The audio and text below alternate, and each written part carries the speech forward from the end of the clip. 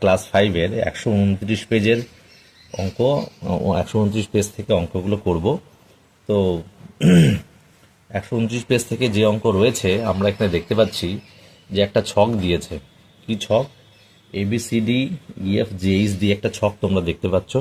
ছকে প্রত্যেকের মাপও বলে দিয়েছে, AB9 এবং AE 12, AE এখান থেকে এই অবধি 12, অর্থাৎ এখান থেকে এই অবধি যদি 12 হয়, এখান থেকে যদি এই অবধি 12 হয় আর এটা যদি 9 হয়, তাহলে এখানে আমরা কি দেখতে পাচ্ছি?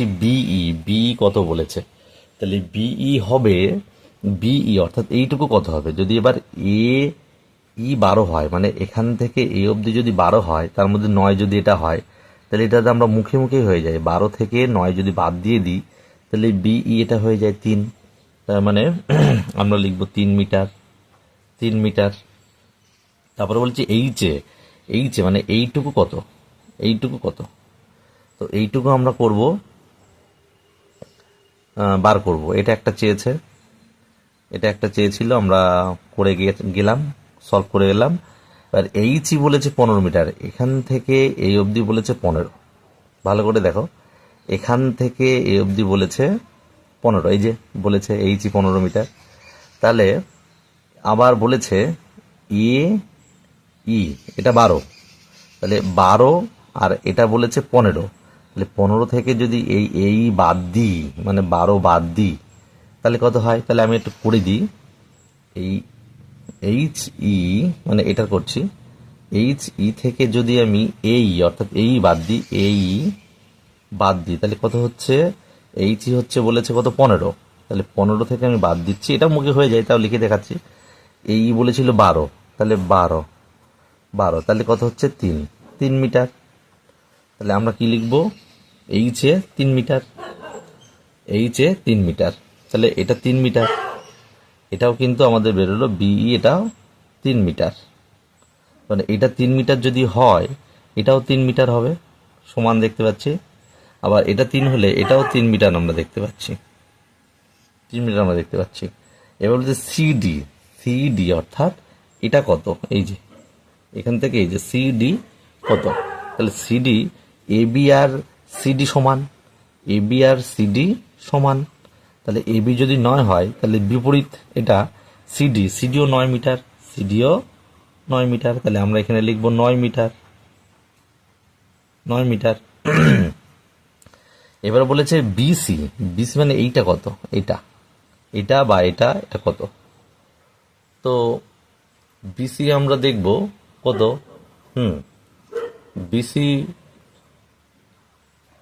BC মানে DA যা তাই। তো আমাদের বলেছে ABCDর ক্ষেত্রফল 144 বলেছে, ABCD এটা বলেছে ক্ষেত্রফল বলেছে 144 বর্গ মিটার, 144, এই যে ABCDর ক্ষেত্রফল বলেছে।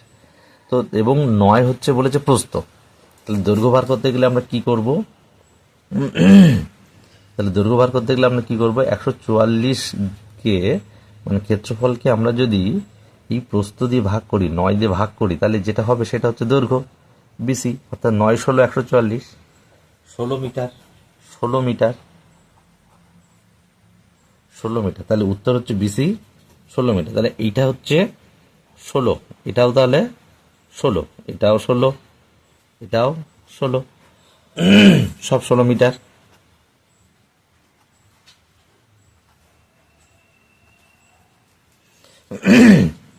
এবার বলছে CFEB এটা কি বলেছে? পরিসীমা, এটার পরিসীমা, CFEBর পরিসীমা। তো পরিসীমা বার করতে গেলে এটা আমরা দেখতে পাচ্ছি এটা আয়তাকার চিত্র, এটা একটা আয়তাকার চিত্র, CFEB একটা আয়তাকার চিত্র। এটা পরিসীমা বার করতে হবে। তাহলে আমরা পরিসীমার সূত্র জানি কি? 2 ইন্টু দৈর্ঘ্য প্লাস প্রস্থ। তাহলে 2, দৈর্ঘ্য কত? দৈর্ঘ্য 16,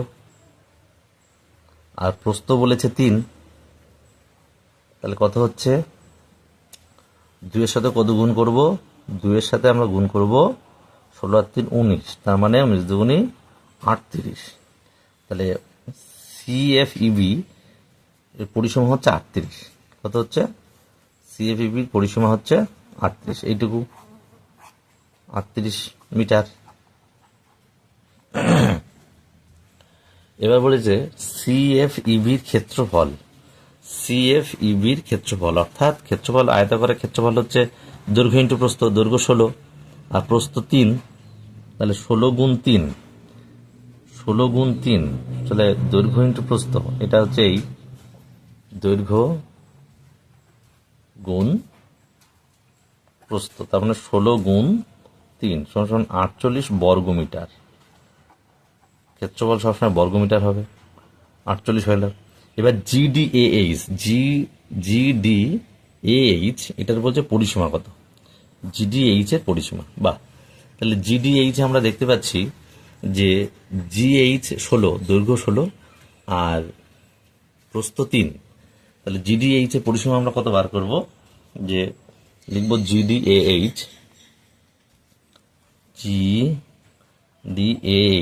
এর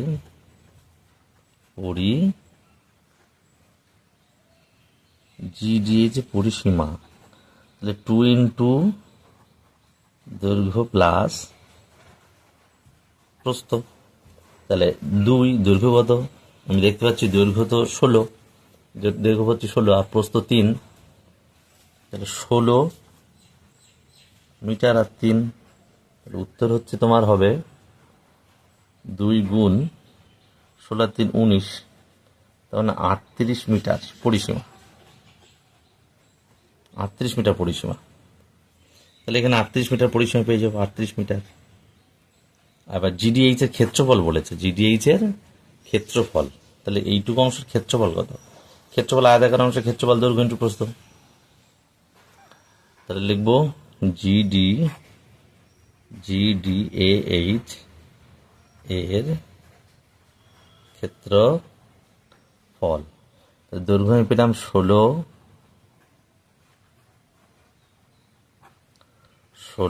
গুণ 3, 48 বর্গ মিটার।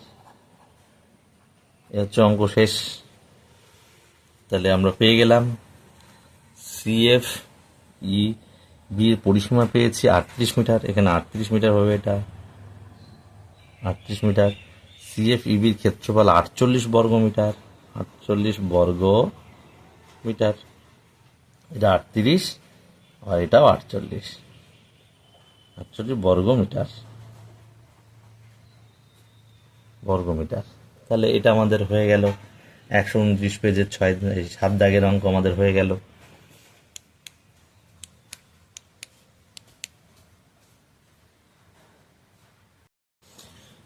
এবারে আমরা 10 দাগের অঙ্কটা করব। 129 পেজের 10 দাগ, 129 পেজের 10 দাগ। 10 দাগে বলছে একটি বর্গাকার মাঠের দৈর্ঘ্য, বর্গাকার মানে সব দিকে সমান, আমরা জানি বন্ধুরা, বর্গাকার মানে যার সমস্ত 4টে পাশ, যে 4টি পাশ হয় সেই পাশের 4টে পাশের দৈর্ঘ্য সমান, তার মানে যে কোনো একটা পাশ বললেই 4টে পাশ আমরা ধরবো, তাহলে 40 মিটার বলেছে, এটা বলেছে 40, তাহলে এটাও 40, এটাও 40, এটাও 40 মিটার, 40 মিটার। এবার বলছে প্রতি বর্গমিটার 6 টাকা, প্রতি বর্গমিটার মানে তার মানে ক্ষেত্রফল, বর্গমিটার মানে আমাদের বুঝতে হবে কি, এই যে অংশটা ক্ষেত্রফল বলেছে, এইটুকু অংশ আমাদের ঘাস লাগাতে 6 টাকা হিসেবে কত টাকা খরচ হবে, তাহলে আমরা লিখব। তাহলে অঙ্কটা এবার আমরা কিভাবে করব, ক্ষেত্রফল বার করতে হবে। তাহলে বর্গাকার মাঠটির ক্ষেত্রফল, বর্গাকার মাঠটির ক্ষেত্রফল কত, কি করব, বাহু স্কোয়ার, বা এটাও করতে পারি আমরা বাহু গুণ বাহু, বাহু গুণ বাহু, একই ব্যাপার। তাহলে বাহু বলেছে 40, তাহলে 40 গুণ 40 করবে 4 4 16 আর 2 শূন্য, তাহলে এত বর্গমিটার আমাদের ক্ষেত্রফল হয়ে গেল। এবার বলছে প্রতি বর্গমিটার 6 টাকা হিসাবে, তাহলে 1 বর্গমিটারে লাগছে 6 টাকা, তাহলে মোট তো আমার ক্ষেত্রফল 1600, তাহলে কি করব, গুণ করব। তাহলে প্রতি বর্গমিটার মিটারে ঘাস লাগাতে খরচা 6 টাকা। তাহলে আমার মোট জায়গা কত? 1600। তাহলে 1600 বর্গমিটারে ঘাস লাগাতে খরচ বেশি হবে, বেশি হলে 1600 গুণ 6। তাহলে 6 16 আমরা জানি নামটা 96 আর নিচে দুটো শূন্য, তাহলে 9600 টাকা। এটা উত্তর হয়ে যাবে। হয়ে গেল আমাদের 10 দাগের অঙ্ক।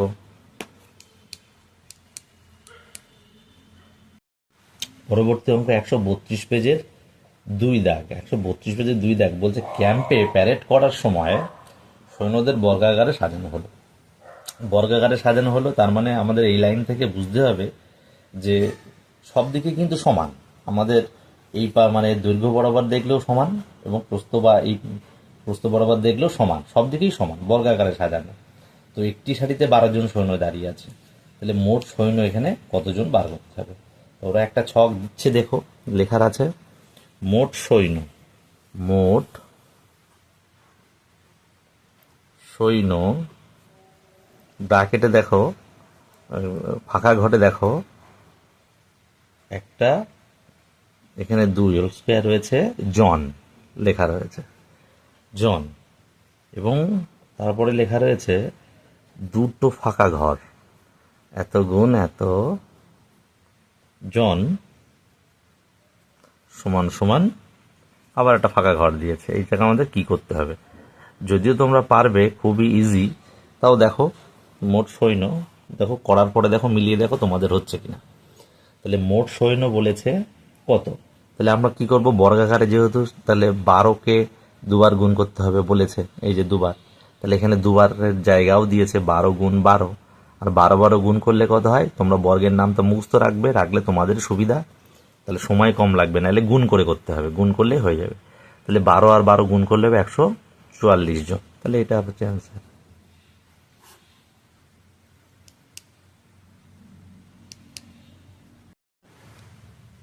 পরবর্তী অঙ্ক 3 দাগ।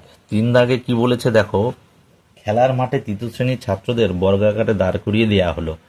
একটি সারিতে 13 জন ছাত্র আছে। বর্গাকার মানে আমরা বুঝতে পারছি সব দিকেই 13 জন 13 জন, তাহলে একটি সারিতে 13 জন ছাত্র আছে। কিছুক্ষণ পর কিছু ছাত্র চলে গেল, তারপরেও ছাত্রদের বর্গাকারে সাজানো গেল এবং একটি সারিতে 10 জন রইল। তাহলে কতজন ছাত্র চলে গেল? বাহ, তাহলে প্রথমে যে 13 জন ছিল বর্গাকারে, তাহলে মোট কতজন ছিল আমরা দেখি দেখি তাহলে প্রথমে মোট ছাত্র ছিল 13 কে 2বার গুণ, 13 গুণ 13 সমান 169 জন, 169 জন। তারপরে কিছু চলে গেছে, দেখ কতজন চলে গেছে আমরা বার করছি, কিন্তু চলে যাওয়ার পরে বলেছে যে একটি সারিতে 10 জন রইল। তাহলে কিছু ছাত্র চলে যাওয়ার পর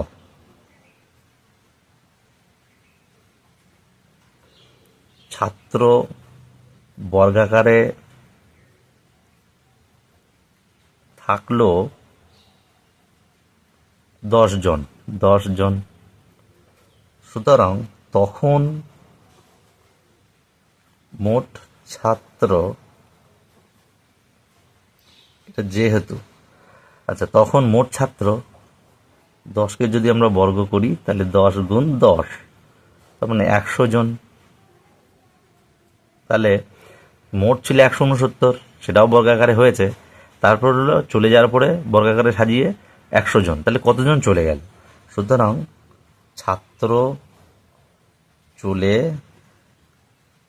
গেল, প্রথমে ছিল 169, তারপরে এখন হচ্ছে 100, তাহলে বিয়োগ করবো আমরা, 169 থেকে 100 বিয়োগ করলে হবে 69 জন। এটাই হচ্ছে উত্তর।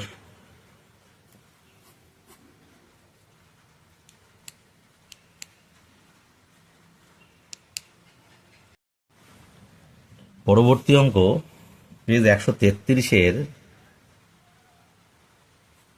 5 দাগ।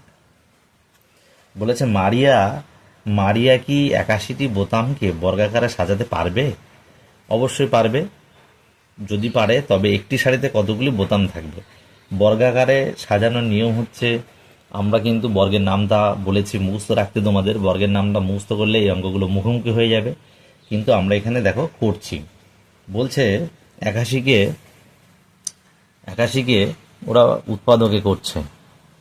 81 করি সবচেয়ে 3 দিয়ে, সবচেয়ে ছোট সংখ্যা দিয়ে যাওয়ার নিয়ম। 3 দিয়ে আমরা যদি 81 করি, যদি না পারো এখানে ভাগ করে নেবে, 3 দিয়ে 81 ভাগ করবে,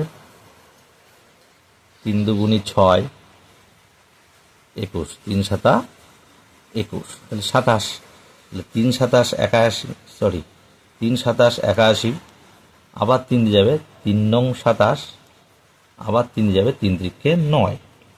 তাহলে এখানে ওটা দেখাচ্ছে 81 সমান সমান 4টে ঘর গুণ দিয়ে রয়েছে।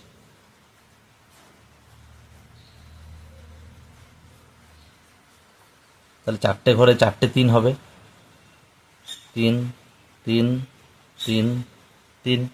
তারপরে বলেছে দুটো ঘর, দুটো ঘরে কত হবে? দেখো 3 ত্রিকে 9, 3 ত্রিকে 9, অর্থাৎ 9 গুণ 9 সমান সমান ওরা বলেছে কত হবে? 9 কতবার হচ্ছে? একবার দুবার, তাহলে 9 এখানে দুবার। তাহলে একটি শাড়িতে, সুতরাং একটি শাড়িতে কটি বোতাম আছে? 9টি বোতাম আছে। এই হয়ে গেল আমাদের এই অঙ্কটা।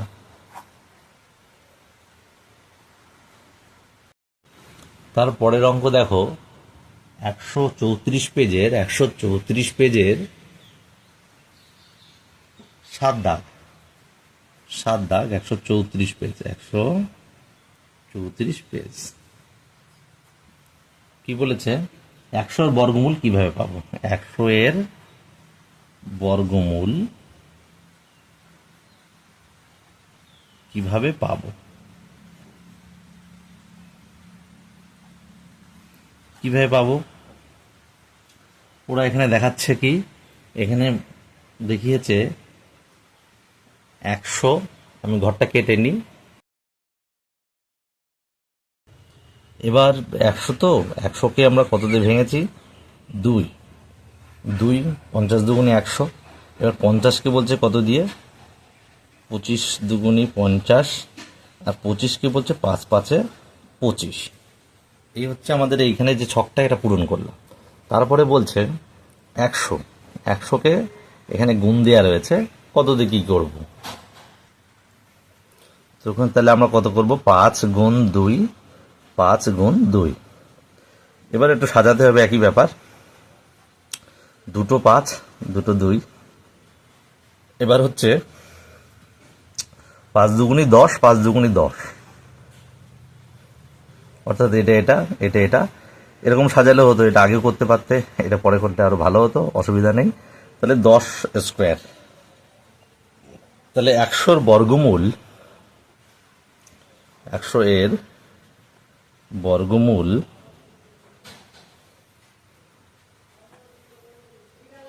100 সমান উত্তর হবে 10। তবে এই অঙ্কগুলোর সবচেয়ে ভালো পদ্ধতি যেটা, সেটা হচ্ছে ধরো 100, তাহলে 100কে যদি আমরা ভাঙাই কি হয়? 100কে আমরা যদি করি, দেখো 2 দিয়ে করবো, 50 দুগুণে 100, 2 দিয়ে করবো 25 দুগুণে 50, 5 5 25। তার মানে এই 4টের গুণ, তাহলে 2 গুণ 2 গুণ 5 গুণ 5। তার মানে যখন এই রুট উঠে যাবে, পরবর্তী সময় রুট দেবো না, তখন ডাবল থেকে সিঙ্গেল চলে আসে। এটা নিয়ম, ভালো করে মনে রাখবা। এই রুলটা কি, একটা আসবে আর এর থেকে একটা আসবে, কত হচ্ছে? 5 দুগুণী 10। এটাই অ্যান্সার। এটাই সবচেয়ে ভালো পদ্ধতি।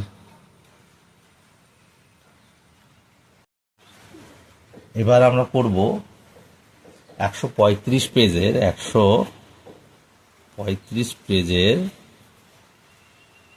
3 দাগ।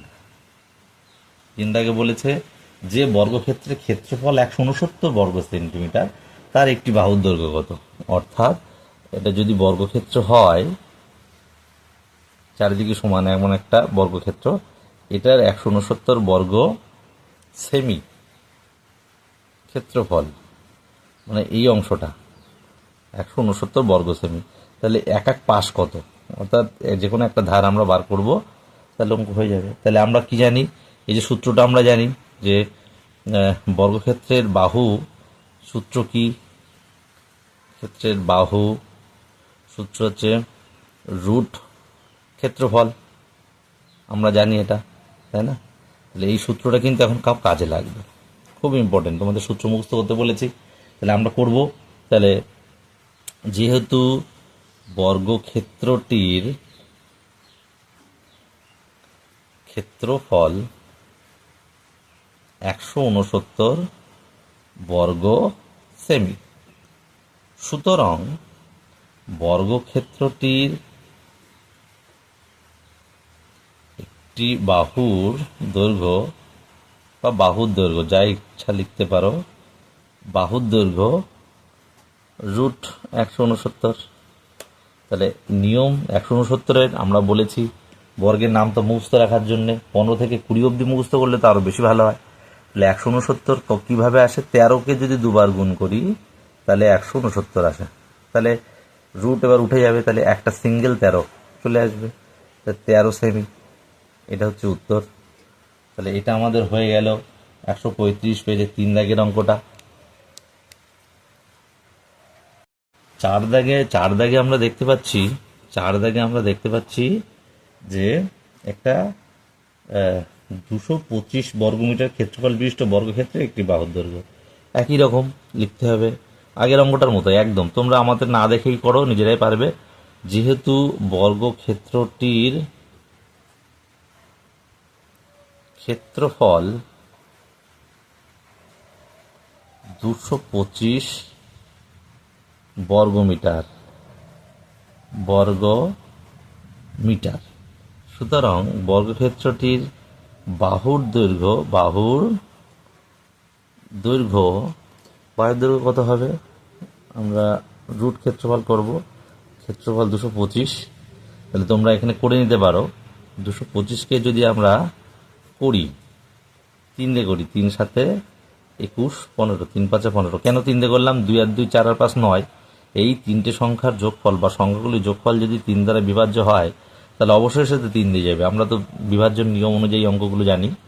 তাহলে 2 আর 2 4 আর 5 9, 3 থেকে 9 যায়, তাই দেখলাম ভাগ করে যে 3 75 দিয়ে যাচ্ছে, আবার যাবে 7 আর 5 12, আমরা 3 দেবো, 3 দুগুণে 6, 3 দুগুণে 6 15, 3 5 15, এবার 5 দিয়ে যাবে, 5 5 25। তাহলে আমরা লিখব 3 গুণ 3 গুণ 5 গুণ 5। তাহলে রুট উঠে যাবে, উঠে গেলে একটা আসবে, এর থেকে একটা আসবে, তাহলে 3 গুণ 5, তাহলে 15 মিটার উত্তর। কারণ আমরা জানি 15 15 225। এই হয়ে গেল আমার 4 দাগে। এবার 4 দাগে আমরা দেখতে পাচ্ছি একটা ছক রয়েছে, দেখো ছকে রয়েছে প্রত্যেকটা বর্গক্ষেত্রেরই বাহুর দৈর্ঘ্য রয়েছে, তোমরা দেখতে পাচ্ছ ছকটা, তা বাহুর দৈর্ঘ্য রয়েছে 16, তাহলে বাহুর দৈর্ঘ্য রয়েছে 16 মিটার। তাহলে ক্ষেত্রফল কত, তাহলে ক্ষেত্রফলের সূত্র কি, বর্গাকারের আমরা জানি বর্গাকারের ক্ষেত্রফল আমরা জানি কি, যদি বাহু দেয়া থাকে তাহলে বাহু গুণ বাহু, এটা হয়ে যাবে। তাহলে 16 গুণ 16, তাহলে 16 গুণ 16 তোমরা করবে, যদি নামটা মুখস্থ না থাকে আর কি করা যাবে, 16 গুণ 16 তোমরা গুণ করে নেবে, 96, 16 1 16, 6 হচ্ছে 15 2, 256 বর্গমিটার হয়ে যাবে উত্তর, বর্গমি। এই গেল 16, তারপরে দেওয়া রয়েছে 17 মিটার। তাহলে ক্ষেত্রফল আমরা বাহু গুণ বাহু আমরা জানি, তাহলে ক্ষেত্রফল করব 17 গুণ 17, তাহলে 17 17 গুণ করবে,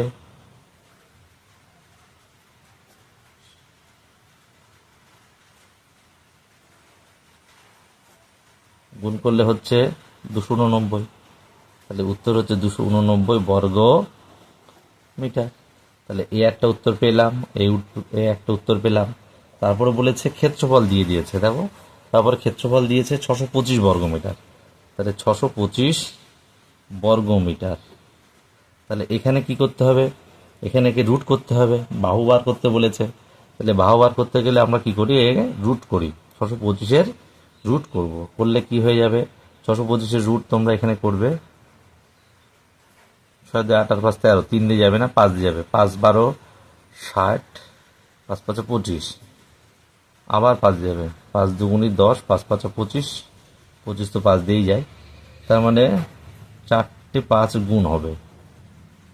এইবার দেখা যাচ্ছে রুট উঠে দেবো, তাই সিঙ্গেল সিঙ্গেল চলে আসবে, দুটো 5 চলে আসবে, তাহলে 25 মিটার একটি বাহুর দৈর্ঘ্য, একটি বাহুর দৈর্ঘ্য। তারপরে কি বলেছে, তারপরে বলেছে 900 বর্গ মিটার। তারপরে এটা দেখো বন্ধু, 900 বর্গ মিটার বলেছে ক্ষেত্রফল, বর্গক্ষেত্রের ক্ষেত্রফল। তাহলে আমরা কি করব, 900-কে আমরা রুট করব, উৎপাদক করে নিই, 2 দিয়ে করি,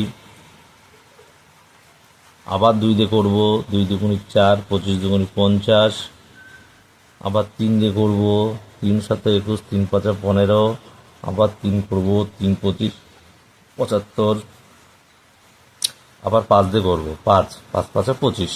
তাহলে আমরা 900 বর্গমিটারকে এর মধ্যে আনতে পারি, তাহলে 2 গুণ 2 গুণ 3 গুণ 3 গুণ 5 গুণ 5। একটা জিনিস খেয়াল করবে, যখন বর্গ আসবে তখন কিন্তু সব সংখ্যা ডাবল ডাবল চলে আসবে, ভালো করে খেয়াল করো, 2 2 2 3 2 5 সব কিন্তু ডাবল ডাবল আসবে।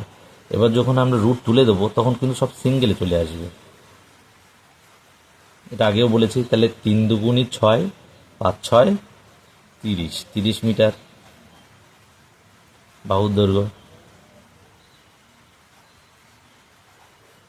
তাহলে এই একটা অ্যান্সার পেয়ে গেল। 135 পেজ শেষ হয়ে গেল আমাদের। এর মধ্যে যদি কোথাও বুঝতে অসুবিধা হয় এবং কোন অঙ্ক তোমরা চাও যদি বলো, তাহলে কিন্তু আমরা নেক্সট ভিডিও করব। ঠিক আছে, আজকে ব্যাস এইটুকুই।